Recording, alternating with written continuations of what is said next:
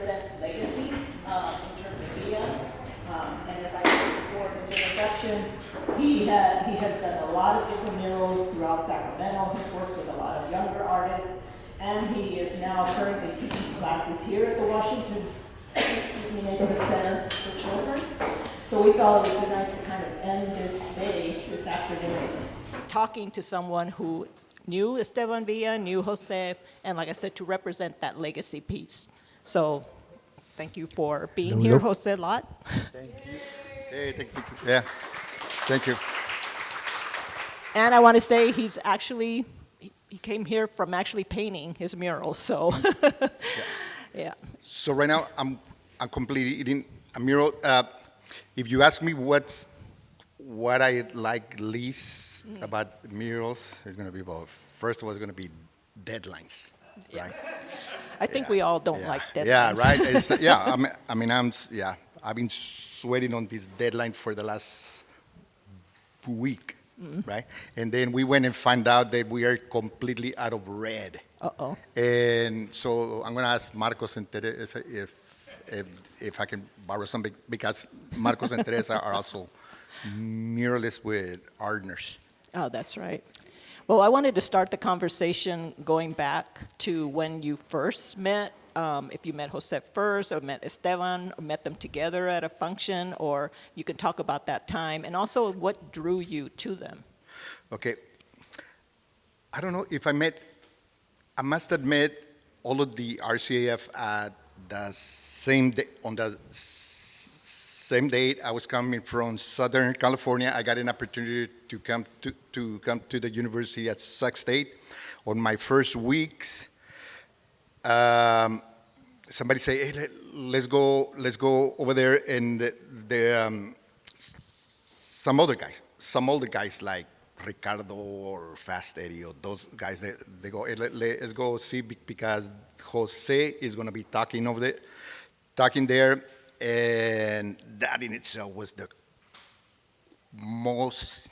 one day was the most life-changing experience for me.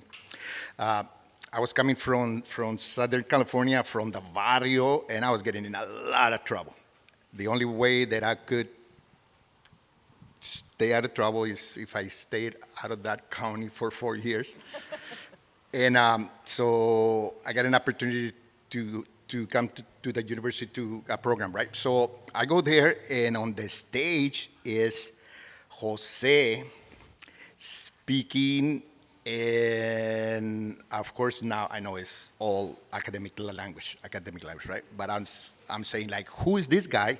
He looks like the guys in my neighborhood, like with a sombrero, with a Pendleton, but he's speaking as an intelligent person or something like that.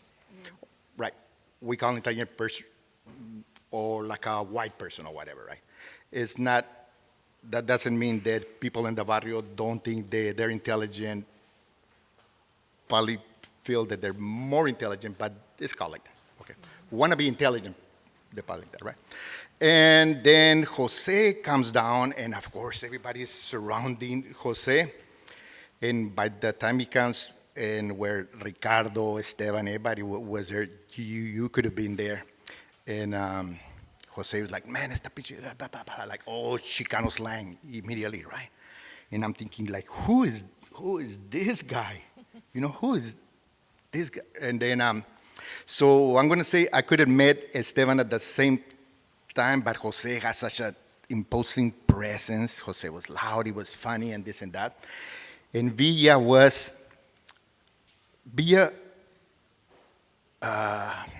there, but not as imposing or as loud and funny and active in this as Jose. But soon enough, I did get an opportunity to get close to Esteban. You also mentioned that you had taken some classes from both of them, I believe? Yeah. But Villa for sure, right? Yeah. What classes did you take? I think Villa had the seal screen class. Yeah, at the beginning, and I think it 1 or 2 years, and I spent a lot of time to being his TA, because him and Jose were out traveling, doing presentations at the other universities and stuff like that. So we were doing a lot of that stuff. And when did you get a chance to actually work with them on any of the murals? Soon enough, I was going in there with other ideas, but once I found out that those guys, Jose and them, they were artistas, I was like, right there, ¿verdad? So I went immediately, gravitated towards them, and soon enough, I started hanging out at the Centro de Artistas, which is over there on Franklin by Gunter's Ice Cream, and just that, and soon enough, I started working with them regularly. I started working with Jose regularly too. So by that, I was exposed a lot to Esteban, to Ricardo, a lot. And what kinds of things were you doing with Jose and Esteban at that time? Besides, oh well, do some. You're among friends here. No, well, well, yeah. Okay. What were you we were doing doing other on- projects. We ended up doing at the very start with Jose pushed me and Mario. Mario, I don't know if you remember Mario del Barrio. Mario del Barrio had a 64. Mario del Barrio and I, Jose bought us some house paints, and we ended up doing a quick mural right there on Franklin. By that time, I was already seeing that the RCAF was just producing posters and mural y todo. It was at that time, Jose was doing a portable mural que tenía un guy, like a dead guy in a casket. You remember that? Yeah, the drive-by See? panel. It was that. I vaguely remember that. I think it was in the early 80s, so I don't know if the RCAF was not working together as much, pero siempre miraba José Esteban Villa, Big Al, I don't know if you remember him, Juanishi a little bit, pero that was about it. Later on, I worked a lot with Villa and Juanishi mainly. Can you talk a little bit about because I know you worked on several of those murals with them. Yeah.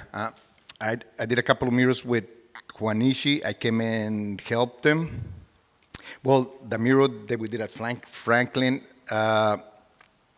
is no longer there. There son unos chavalitos going on a bike, and there's like an Aztec guy. You didn't get any of my slides? No, huh? Okay. So we did a couple of some big Azteca person in the back. Later on, Juanishi started a lot of murals with the city. And then he called me up a couple of times, and after that, we did 2 dozen for many years. Many years, while Jose was doing mainly music and Esteban too. Yeah.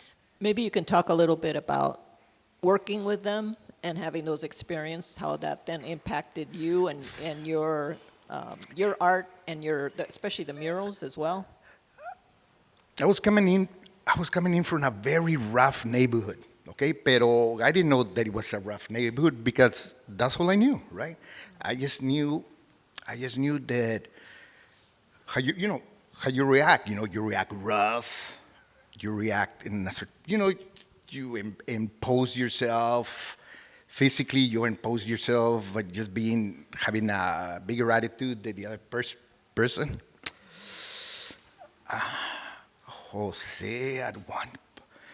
Jose and Villa and Ricardo and them, they weren't doing that. They were being very imposing by being the most intelligent person in the room. Yeah. And that and that was a big impact. And Jose, I was told us, we have to be sitting at every table. We can sit as Mexicanos, but guess what? We can also sit as Chicanos because as Chicanos we have everything that the Mexicanos have: music, 10,000-year history, culture, comida, everything. So we are coming to that table with this, right? Like high French cuisine, history art, like, oh, we got that in Mexico. We got that in, todo. But in addition, we got this other experience that is the United States. And guess what? We are going to claim all of the United States experience too, because you know what? We had a big impact on creating a bunch of this, even if nobody's acknowledging it.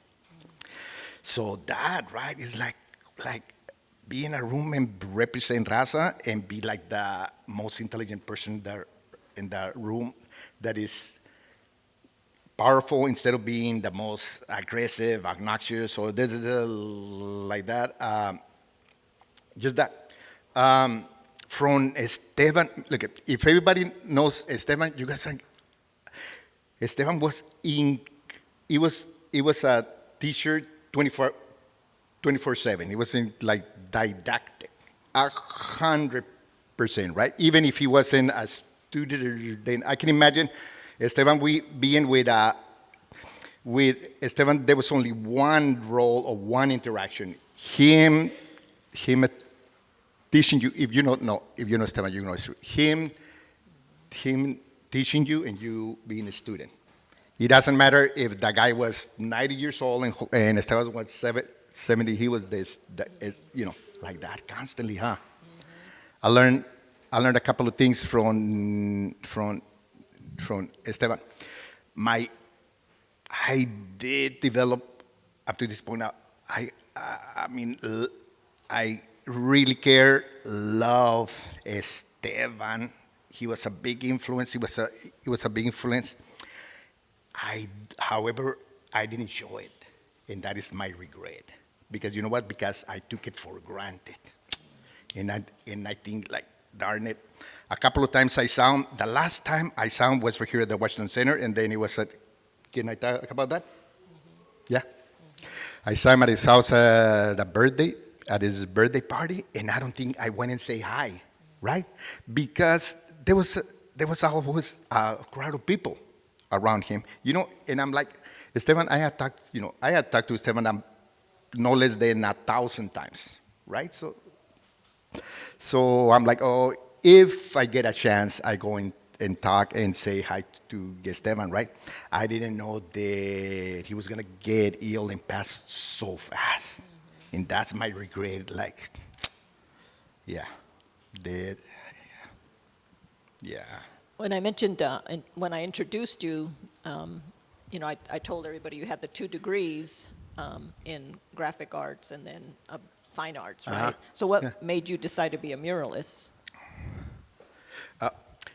There was a while back, a chavalo asked me, not now, because now there's a dime a dozen muralists. Before it was just Raza, right? And we have been trying to tell this to some of the agencies. They have said, well, we don't have enough Chicano artists with enough Chicano experience, and some of my answers have been like, what? Are you kidding me? We have been doing this for at least 60 years. But anyways,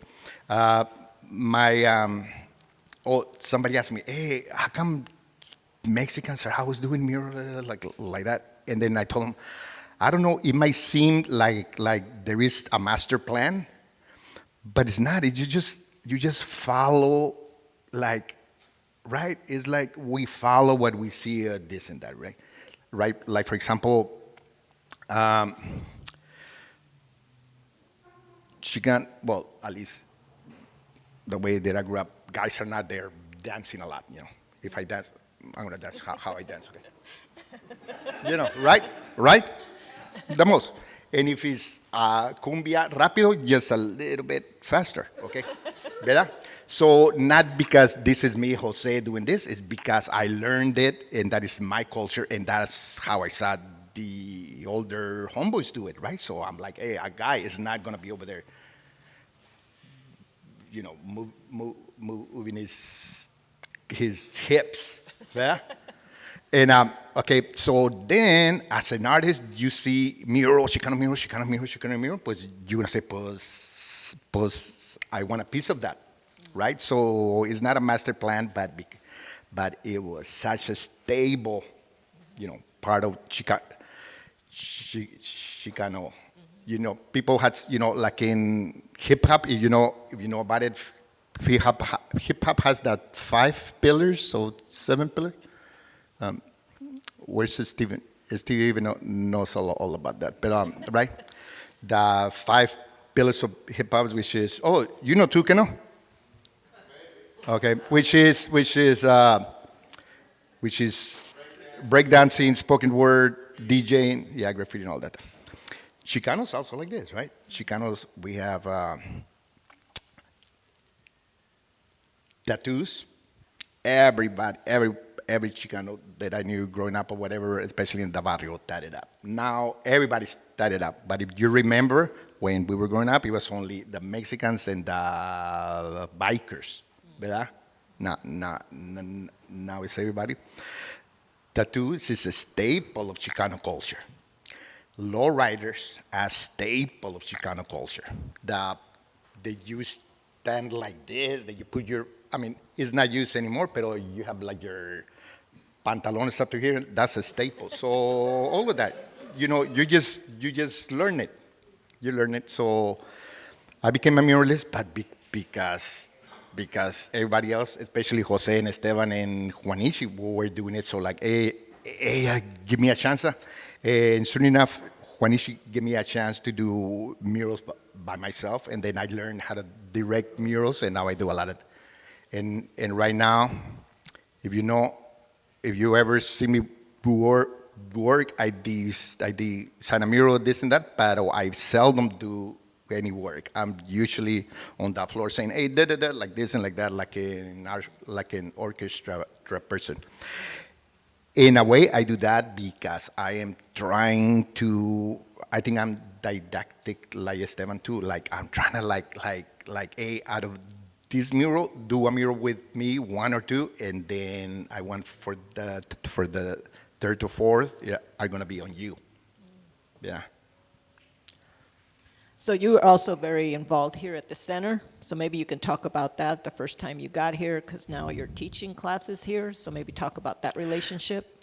I think I come back to the center just like everybody else, like every 10 years, ¿verdad? Yeah, I was here in the 80s. I was in the early 2000s, and now here. No, in the 90s, I came in here, of course, because Jose and the barrio art. Then Jose retired, and Ricardo did the barrio art. So I was doing a lot of classes. Then I took over the barrio art, and Jose asked me back then to do a mural class. So we're doing a lot of murals with the students from Sac State. Later on, I came back con Estela from Soul Collective and we developed a lot of programming. And Estela went on and she founded Soul Collective, and I went to work for this state because I needed to raise kids, ¿verdad? Yeah. Pero I've been here, and now I'm doing this.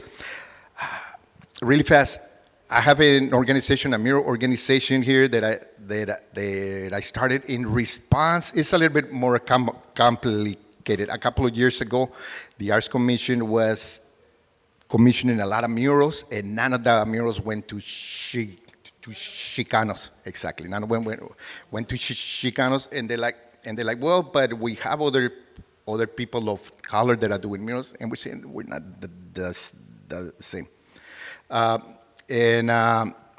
So that is when somebody said, well, we couldn't find enough Chicanos, to like that. And then I applied the next time, and I didn't get a commission.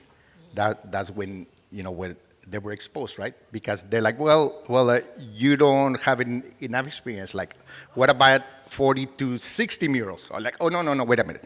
You don't have enough experience in managing murals. Well, what about like that? Oh, so after that, yeah, all hell broke loose, right? We like no wonder some of my fellow muralists were saying, hey, Jose, don't worry about it. I was like that. We don't even apply anymore.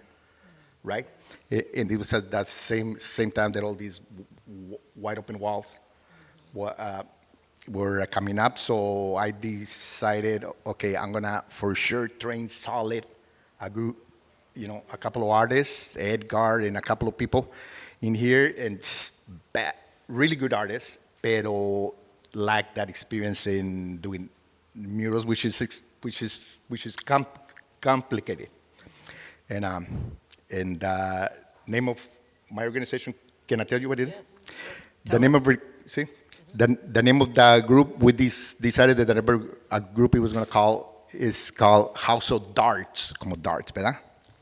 House of Darts, because I thought hey, it's going to throw everybody off, like what, because without any context, right? House of Darts happened to be in Nahuatl is Tlacascaltl, okay? Tlacascaltl was actually the highest ranking officer in the Aztec army.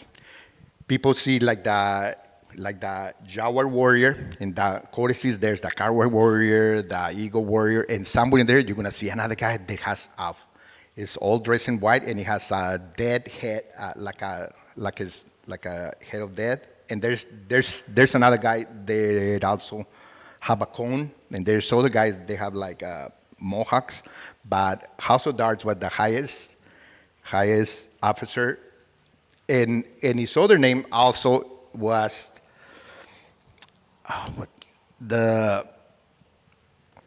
he was the Lord of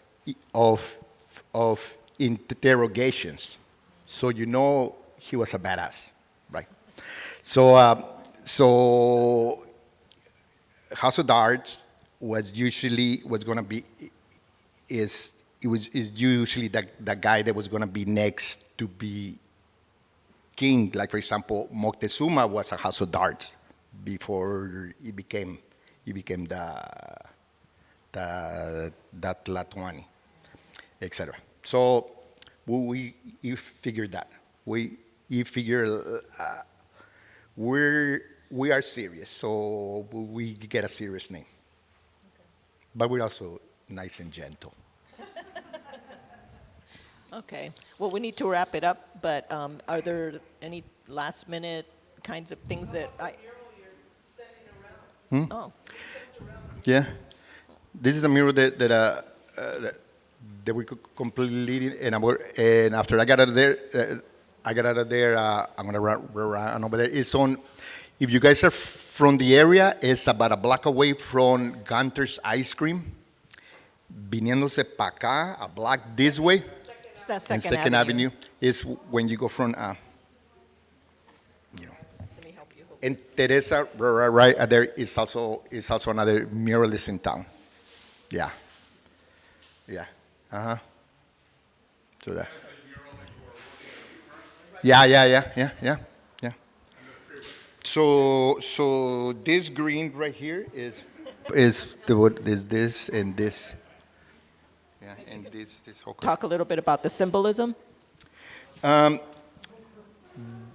This was going to be this is the location the location is in Oak Park. So we decided the imagery is just multicultural imagery.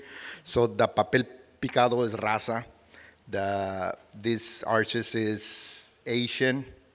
Y el kente cloth is African American. Estos swirls here, Chicano, but also maybe European.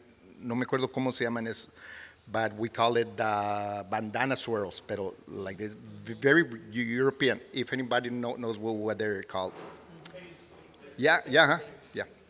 That in Central, we're saying, Oak Park, very multicultural place, pero you cannot talk about beginnings without talking about that Native American culture.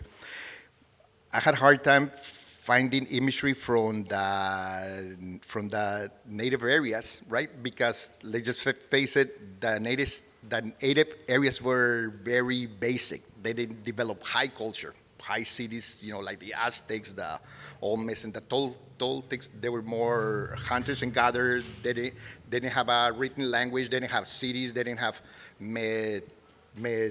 metropolis. More simple living. Pero sí tenían baskets. The Maidus and Miwoks did. Yeah, so this is some of the local basketry. And so is basically, this would be the half. So is flipped to be on this side. So it ends here. We ended up adding something else here, en ojos de Dios, and I am glad that we did, porque now it reminds me of Esteban and those guys that were doing a lot of ojos de Dios back then. So what happened, we had our design on wall, let's say on wall A, but at the last minute we decided that we're gonna move to wall B, and when we projected and the walls are exactly identical, I didn't realize that when the wall B, where we switch, is actually 20 feet bigger, right?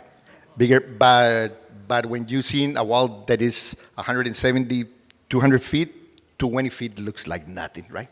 And so we introduced at the very end, we ended up to Ojo de Dios. And that is this blue that I have right now. Does it have a name? Oh, no. No? No. Okay. No, it's really difficult. I always have a hard time. Anybody else that is an artist or, I don't know. Andale. Okay, well, that wraps up the conversation. How are we doing on time? Do we have time? Okay. Yeah, the reception is starting at 4, so Jocelin, did you want to, maybe say some closing remarks and let them know what to expect in terms of the screen printing demo and the reception? But first, a hand for José Lott. Yeah, thank you too.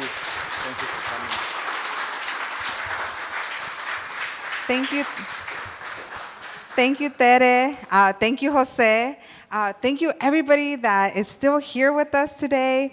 Today was beautiful. It really is historic, like Stan said, and I felt like I learned so much. I felt like I had the opportunity to, it was powerful to hear, Esteban's voice as somebody that I didn't grow up with this elder in my life, and so I'm thrilled. Thank you, Tere, from the bottom of my heart. And thank you, Jose, for making time today.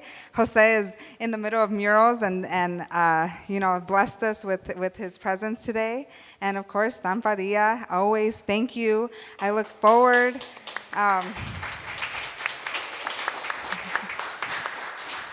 Thank you. I know so for today, I wanted to, as you know, now I've changed back into chanclas and an apron and my gloves, and this is probably how you'll find me on a regular day. But now we have food set up for you. We have some tamales back there. We have a vegetarian option, and we also have chicken and de res también, so please feel free to help yourself. También tenemos salsa and chips. So we really want to thank you and wanted to just give you that extra treat of giving you some comida. In San Jose, I was taught that we can't have any organizing without comida, because without comida and without childcare, who are you inviting, Yes. I'm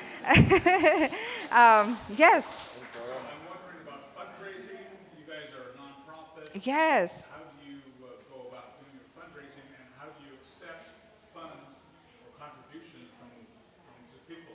Absolutely. So we are actually, thank you so much for bringing that up. We are accepting contributions through our website, through the Instagram, Venmo. You're welcome to send a check over to the Washington Neighborhood Center. We are also accept in-kind donations. Oftentimes those are the best, Natalia will tell you, those are the best type. Somebody coming in with a big case of water or toilet paper, all of those are things that help the center continue. We are also, most importantly, looking for volunteers. We are in the process of clearing out the spaces and getting them ready for construction. And so if you have any strong folks, or if you want to go work out yourself with us for a little bit, please feel free to come. We also are looking for, as we start to develop out and redevelop out our programming again, we really invite you as community, especially as legacy members, to be part of those conversations and to really be leading that discussion of what programs we would like to have back here in the center again when we're thinking about expanded programmings. So we encourage you to please fill out the survey with California Humanities. If you haven't filled it out yet, Natalia is here in the back. You can come and find her. Filling out the survey allows us to be able to continue funding really historic programming like this. And then I also encourage you to sign up. That way you can stay connected and we can let you know about what's going on in the center. We are planning, the reason we're doing a screen printing demo today is because we're working hard to reopen 3 facilities this winter. We're the library, the computer lab, and also the screen printing workshop. All these areas we want to offer free to the community. And so that is what we are working hard towards. So we are looking for volunteers that would like to teach classes there, volunteers that want to be part of it. So please feel free to sign up before you leave. That way, you can stay connected. But I welcome you all to please grab some food and water and make your way into the screen printing area. We have some beautiful screen prints made by 2 high school Met students, Chanel and Yuri, that are juniors at Met High School. And they have been inspired by the center, inspired by Chico Gonzalez, inspired by a lot of the RCAF leaders. And so they have an original print that they are making named La Cultura Cura. And so you're welcome to grab one of those. And then we also have screen prints from other groups that are here now at the center. So I welcome you all to walk in after you grab your food and, chat around. It's a little cooler in there. There's AC in that area. So,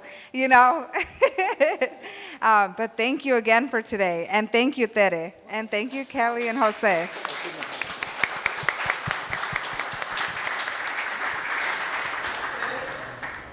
Yes. I just wanted to thank José Lott for continuing the legacy of the RCAF. I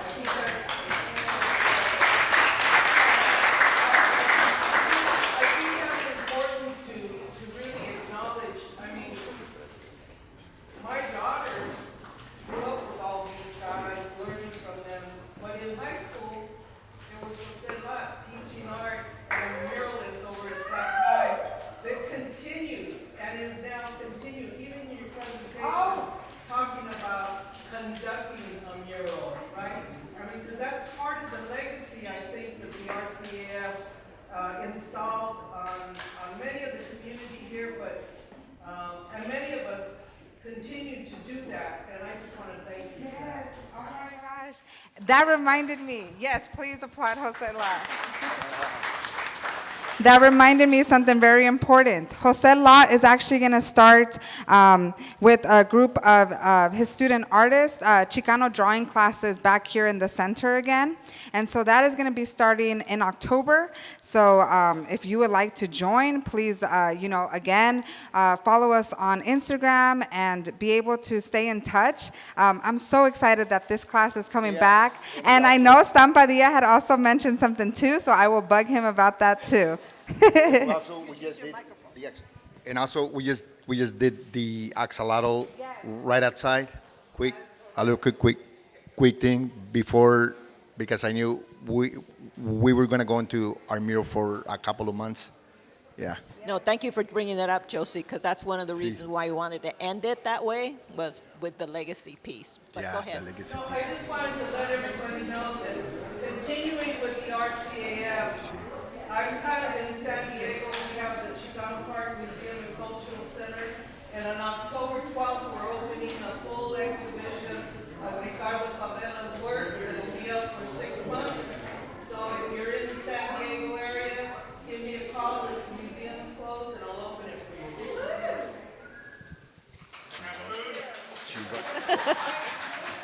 Thank you again for coming. And don't forget the survey, because as Jocelyn said, it's important to file that survey so we can continue to get funds to do more of these programs. Thank you.